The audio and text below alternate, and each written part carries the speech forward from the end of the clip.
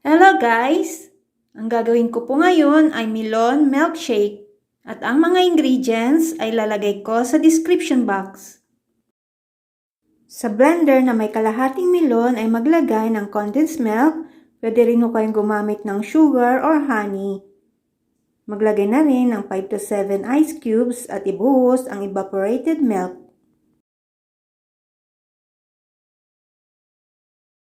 Mas gusto ko po ang condensed milk na ilagay dito na pampatamis pero depende na lamang po sa inyo kung ano ang gusto nyong ilagay. I-blend ito hanggang makrush ang ice at pagkatapos ay tanggalin ito at i-transfer ang mixture sa serving glass.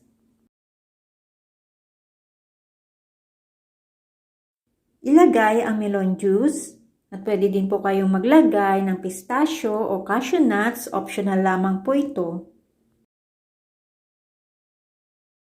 Pwede na po itong iserve o inumin. At kung gusto nyo naman po ng pang-business ay maglagay lamang sa plastic cup at pwede kayo maglagay ng takip at straw.